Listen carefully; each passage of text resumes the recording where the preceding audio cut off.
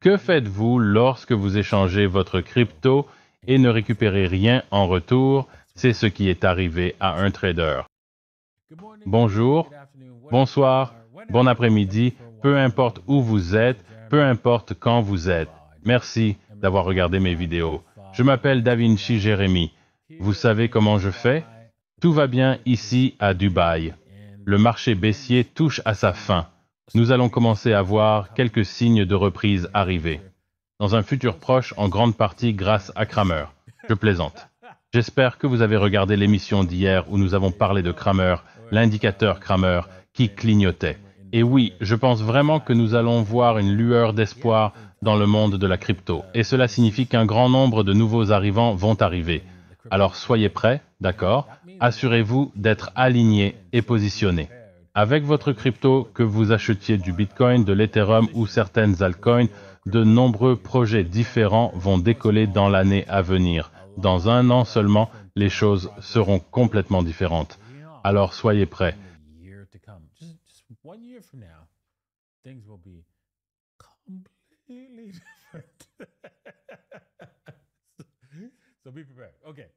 D'accord. Cela dit, si vous êtes intéressé par l'acquisition de crypto, le meilleur endroit pour le faire est, eh bien, ma plateforme d'échange préférée est Bybit, davinci15.com. Le lien se trouve dans la description ci-dessous. Vous pouvez gagner jusqu'à 30 000 $ en récompense. Veuillez jeter un coup d'œil. Bien sûr, si vous ne voulez pas de vérification KYC, rendez-vous sur debit.davinci15.com. Un trader échange 131 000 jetons stables contre 0 USDR pendant le DPUG USDR. Oh mon Dieu. C'est horrible. Pouvez-vous imaginer cela? Parce que vous vous dites, quoi? Comment est-ce possible? Oui, laissez-moi expliquer.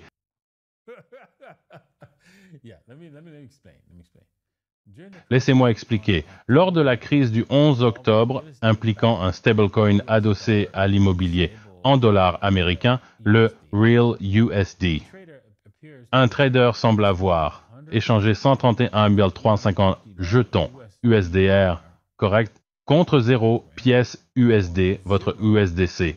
Résultat, une perte totale de l'investissement. Wow. D'accord. Alors,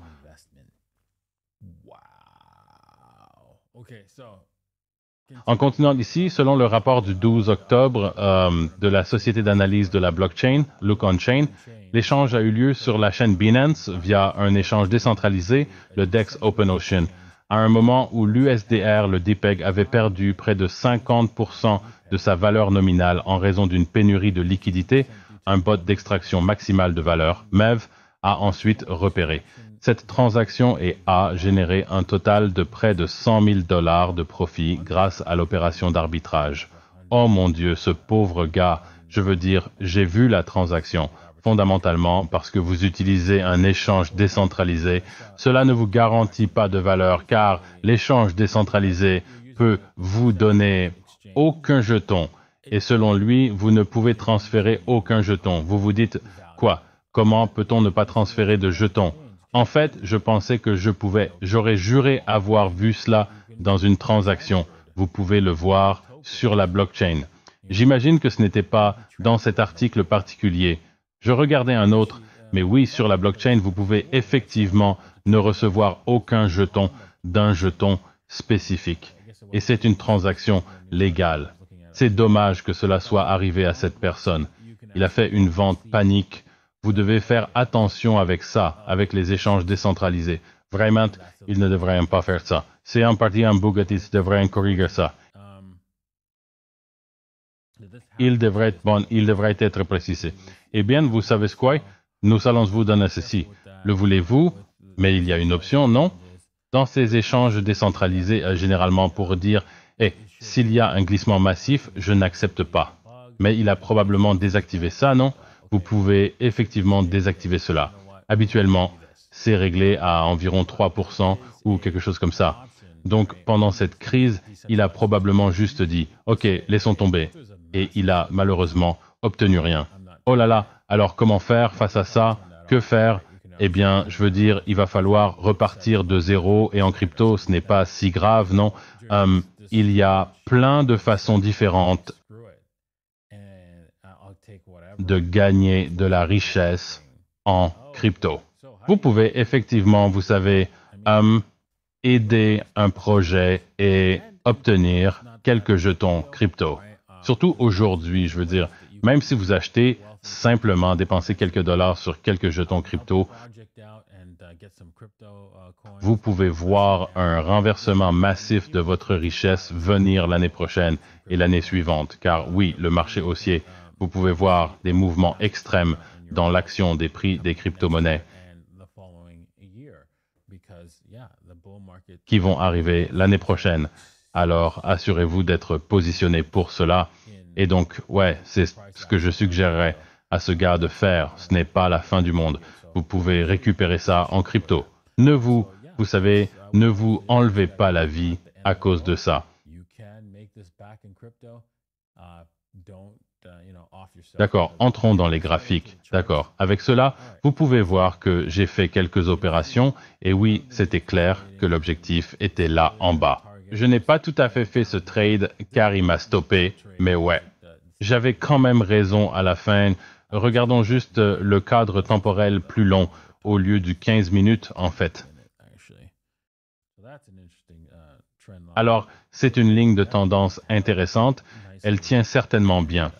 Et j'en ai fait quelques autres hier. Et oui, vous pouvez voir que nous rebondissons définitivement sur cette ligne de tendance. Et nous sommes maintenant au niveau de résistance. Allons-nous casser vers le haut ou vers le bas? Eh bien, vous savez quoi? En fait, sur un cadre temporel plus court, c'est quelque chose de différent. Mais sur un cadre temporel plus long, il semble que nous allons probablement redescendre pour tester les 25 200 dollars. OK, regardons simplement. Mais cette tendance à la baisse indique temporairement que nous pourrions rebondir. De toute façon, les bandes se dilatent massivement. C'est ce qui est, je suis désolé, les rubans se dilatent massivement. Donc cela peut indiquer que nous pourrions retester cette zone en haut avant de redescendre, de casser les 1500 dollars ou les 1500. Je pense vraiment que nous pourrions probablement remonter jusqu'à 1600 ou proche de cela. Est-ce qu'il y a une possibilité? Je ne voudrais pas sauter dans une position courte à ce stade. Si vous êtes déjà en position courte depuis bien plus haut et en dehors, et que vous êtes aussi haut que les 1700, vous devriez la conserver.